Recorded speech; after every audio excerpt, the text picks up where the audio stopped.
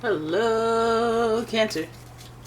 It's umomgtarot, and this is your someone secretly talking about you tarot card reading. Okay, let's have a look-sees because it's time. Because it is time. And I'm going to start with the astrology reading cards, and then we'll look at the tarot spread and see what is coming up, who's talking about you, what they're talking about. If you'd like your own personal reading, please check out the description where there's a link to my website. And here we go. Your first card is Pisces. The energy is wistful, endlessly loving, compassionate, and forgiving. It confuses and softens resolve. Water sign Pisces, very psychic, very sensitive, very empathic, and wild imagination, if you know what I mean. Alright, next card we've got is Aries. The energy around you is dynamic and spontaneous. Crusading impulsive action is likely. Alright, we got the first sign of the zodiac and the last. Alright, they're right next to each other, so they may cusp each other from time to time. And finally we have Scorpio energy. And this energy is intense, masterful, thoughtful, and magnetically charming, but also secretive and possessive. Look at that. So, what a handsome combo. But don't worry, I'm not gonna let anything slip by me because of the attractiveness. Oops, I tried to get away with something and it didn't work. One second. Give her just 1 sec. And we're good. Ugly dokes. Let's have a look at the Light Seers Tarot and figure out what's going on as I take a gander at these signs here. So Pisces, we have a very first of all, this person is very emotional and very reactive.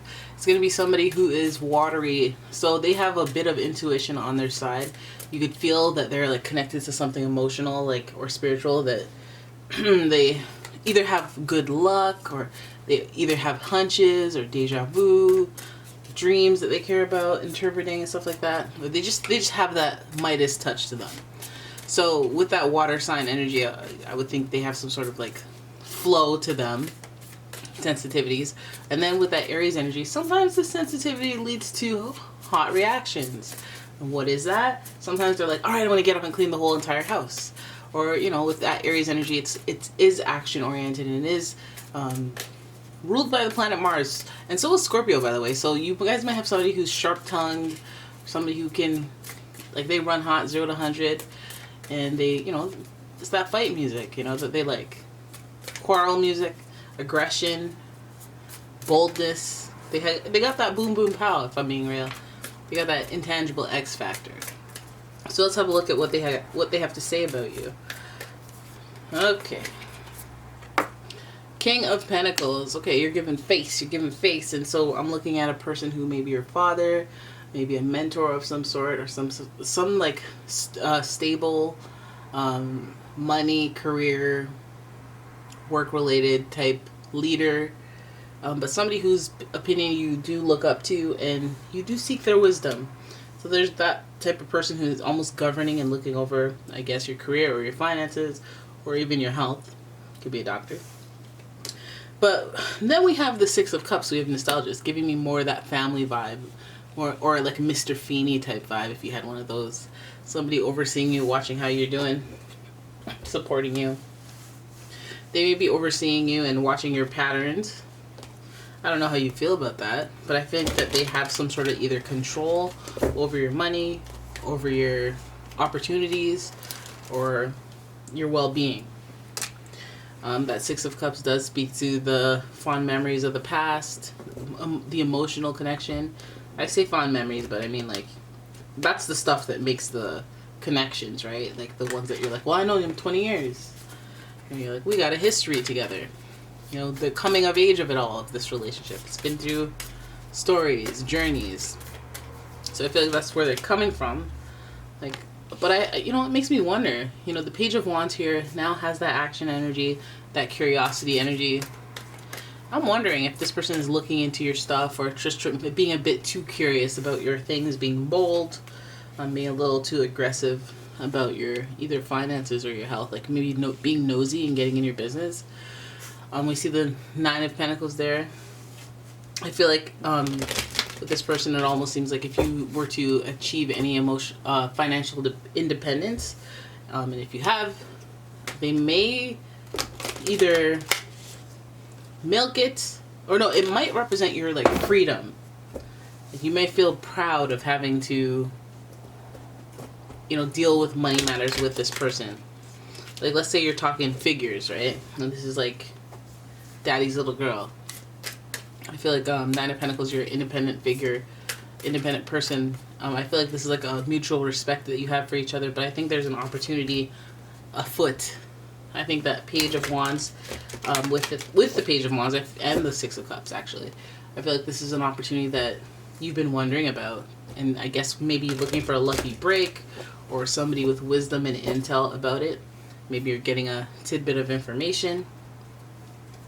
I feel like this is like going to feel divine, like it was orchestrated by the divine, especially because of that Pisces and Scorpio energy. Then we have the Ace of Wands. Yeah, so we're starting a new opportunity. There's something that's you're getting the green light on, or there's an action or a means for like either travel or just a ways to do research, explore, adventure, with a youthful energy, youthful mind. So it's like doing something that you were either connected to from the past when you were young, or if you're still young enough to go travel, explore, do your independent solo thing. I'm here because you're financially sound. Meanwhile, having somebody kind of look over you, make sure what you're doing is cool.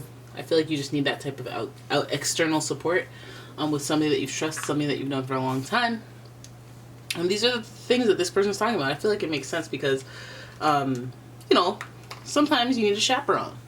Sometimes you need a mentor. And if they're talking about you, and it's a very stable type of talking, it feels like they may be comparing your past, your history to the things that you're planning now. Like if they are to call you out on something, like, hey, remember last time you went to Vegas?